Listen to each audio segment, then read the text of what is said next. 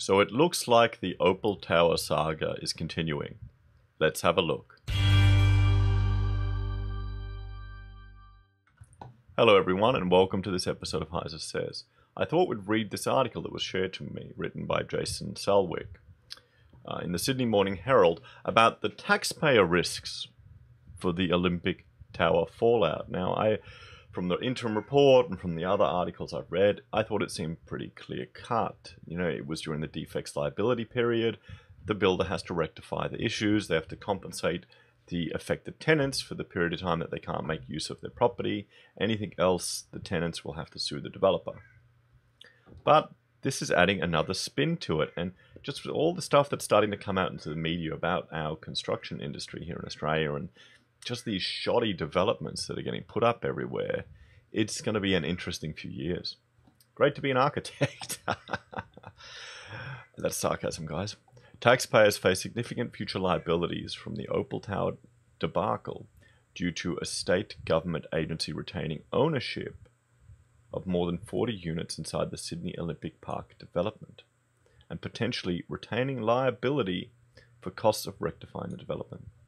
After awareness of the deep cracking within the 34-story came to prominence before Christmas, a stoush over responsibilities erupted between property developer Ecove and its builder Icon Constructions. Well, they'll definitely be remembered for this Icon, no matter what happens.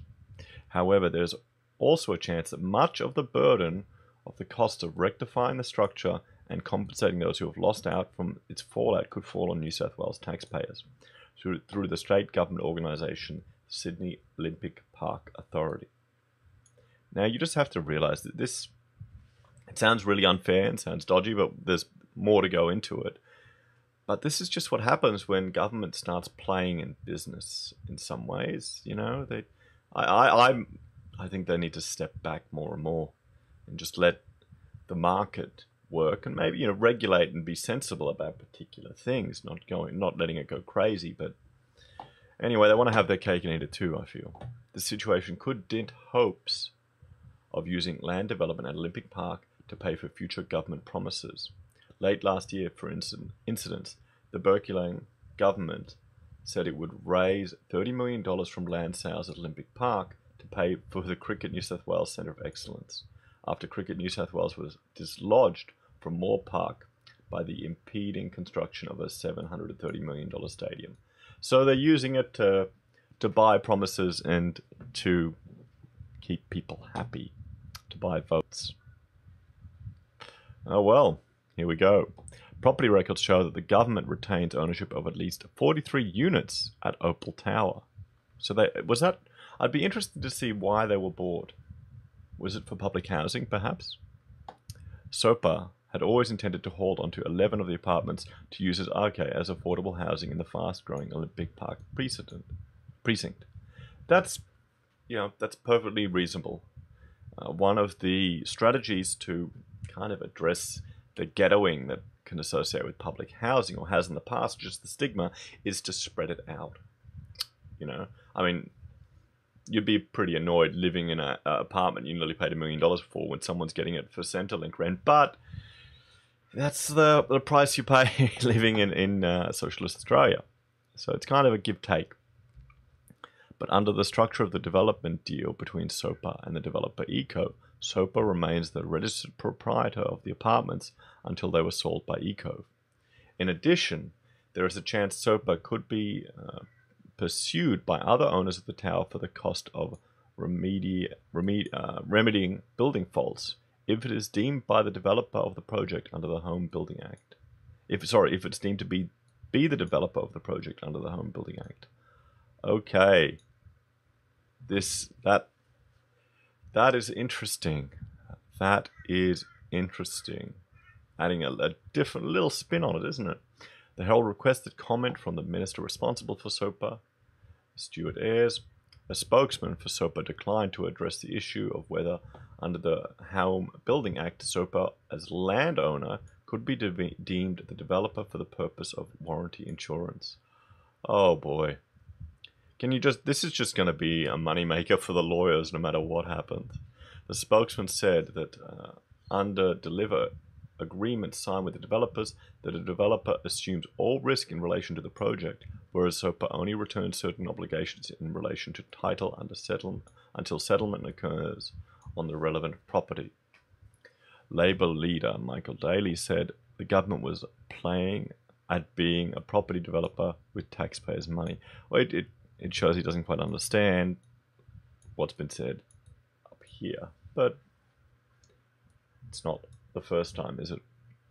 The Liberals have gone to great lengths to hide the fact that they're a co-developer of the Opal Tower and in a profit-sharing deal with the owners. They thought it would be a money spinner when in fact it could be the exact opposite, a multi-million-dollar taxpayer-funded legal payout to unit owners. I'll be interested in some ways. I would love to see the government just get hammered with this and tied up with it, and it all be quite messy for them and embarrassing for them, just to keep the state, or to teach the state a lesson, not that it'll ever learn, to kind of stay out of these certain things and to step back. The structure of the deal between SOPA and developer eCove contained a formula for dividing profits, according to a decision last year in the New South Wales Civil and Administrative Tribunal on an unsuccessful claim by eCove's subsidiary Australia Avenue Developments that it should not have to pay land tax. Legislative reforms to the Home Building Act in 2011 designed to close a loophole in which homeowners could be without warranty insurance for faulty apartment blocks, are likely to have been contributed to the probability that SOPA could be deemed developer of the site. The then Fair Trading Minister Anthony Roberts told Parliament that under a revised definition of developer, the owner of the land who also owns or will own 4 or more of the units in the development is to be considered a developer, regardless of whether they entered into the contract with the builder. That is interesting. That is really interesting. That's one there to be aware of. SOPA is the owner of the land and owns more than 4 apartments in Opal Tower. An interim report by engineering experts engaged by the government last month found that significant rectification works were required to remedy the building's fault. But they also, but it could be done. In late January, SOPA also resigned from the Opal Owners Committee, a decision which it told residents it hoped would eliminate any current and future conflicts of interest. So, guys, I'm just looking down here just to make sure everything's recording. So this is adding a level of complexity to this whole Opal Tower debacle. It really is. Another element to it. What do you think? Do you think the government will be stung with it? Do you think the government should learn to stay out of the development business? Frankly, every time the government gets involved in anything at all with regards to trying to build anything, it buggers it up. It just buggers it up.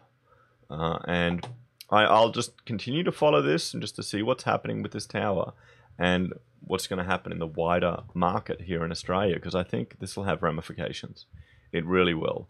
More and more people will start to get worried. Things are coming out in the news, and confidence is dropping in the housing sector. Yeah, no, I'm interested to see where this will go. So guys, please let me know what you think in the comments. Do you think, will this be the end? Will the government be responsible for it? Because, if they are by their own changes to the legislation, this sounds like they are a developer or a co-developer to it. Maybe they're trying to contract out of it. Let me know what you think. Please like, share, subscribe, ding the bell to see my daily videos, and I will see you all again tomorrow. Bye for now.